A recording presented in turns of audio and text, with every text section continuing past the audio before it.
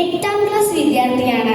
ഞാൻ ഇന്നിവിടെ അവതരിപ്പിക്കുന്ന കഥാപാത്രം സ്വർഗാധിപതിയും ദേവന്മാരുടെ രാജാവുമായ ദേവേന്ദ്രൻ. ബ്രഹ്മാവിന്റെ മാനസപുത്രന്മാരിൽ ജ്യേഷ്ഠനായ മരീചിയിൽ നിന്ന് കശ്യപൻ ജനിച്ചു. കശ്യപന് ദക്ഷപുത്രന്മാരിൽ ജ്യേഷ്ഠനായ അതിഥിയിൽ നിന്നും ജനിച്ചവനാണ് ഇന്ദ്രൻ. ഇന്ദ്രൻ അഷ്ടദിക്പാലകന്മാരിൽ ഒരാളാണ്. ഇന്ദ്രന്റെ വാഹനങ്ങൾ ഐരാവതം എന്ന ആനയും ഉച്ചൈസ്രവസ് എന്ന കുതിരയും ആയുധം വജ്രായുധവുമാണ്. സർവ്വസുഖലോലുപനായി ജീവിക്കുന്ന ഇന്ദ്രൻ കേവലം ഒരു മനുഷ്യ സ്ത്രീയിൽ ആകൃഷ്ടനായ കഥ നിങ്ങൾ കേട്ടിട്ടുണ്ടാകുമല്ലോ. അതെ, അഹല്യ. ബ്രഹ്മാവ് സൃഷ്ടിച്ച ഏറ്റവും സുന്ദരിയായ സ്ത്രീയും ഗൗതമ മഹർഷിയുടെ ഭാര്യയുമായിരുന്നു അഹല്യ. ഒരിക്കൽ അഹല്യയുടെ സൗന്ദര്യത്തിൽ മയങ്ങിയ ഇന്ദ്രൻ ഗൗതമ മഹർഷി തപസ്സിനായി പോയ തക്കം നോക്കി അദ്ദേഹത്തിന്റെ വേഷത്തിൽ വന്ന് അഹല്യയെ പ്രാപിച്ചു. തിരിച്ചു വന്ന ഗൗതമൻ സത്യമറിഞ്ഞ കോപിഷ്ഠനായി. അഹല്യയെ ശിലയായി മാറാനും ഇന്ദ്രനെ ശാരീരിക അപമാനത്തിനും ശപിച്ചു. യുഗങ്ങൾക്കു ശേഷം വിശ്വാമിത്രരോടൊപ്പം വനത്തിലൂടെ സഞ്ചരിച്ചിരുന്ന ശ്രീരാമൻ അഹല്യ ശിലയായി കിടക്കുന്ന സ്ഥലത്തെത്തുകയും അദ്ദേഹത്തിന്റെ പാദസ്പർശത്താൽ അഹല്യ ശാപവിമുക്തയാകുകയും ചെയ്തു. വാൽമീകി രാമായണത്തിലെ ബാലകാണ്ഡത്തിലാണ് ഈ കഥ പറയുന്നത്. ഇതുകൂടാതെ സ്വന്തം പുത്രന്റെ ജീവന് വേണ്ടി കേവലം ഒരു മനുഷ്യന്റെ പക്കൽ നിന്ന് ഭിക്ഷയെടുക്കുന്ന ഇന്ദ്രനെയും നമുക്ക് മഹാഭാരതത്തിൽ കാണാം.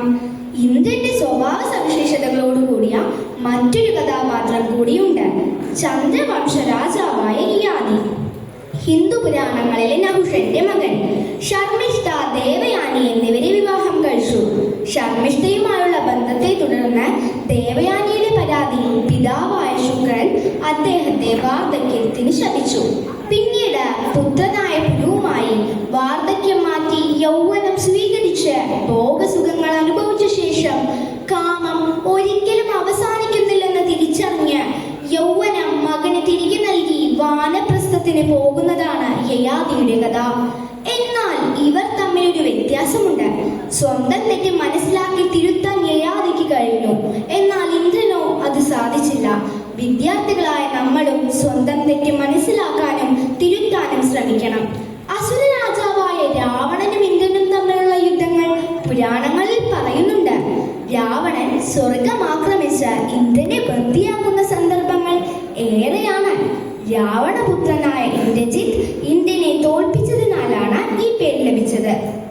ഇന്ദ്രന്റെ അഹങ്കാരം ശമിപ്പിക്കാൻ കഴിഞ്ഞത് ഈ യുദ്ധത്തിലൂടെയാണ്.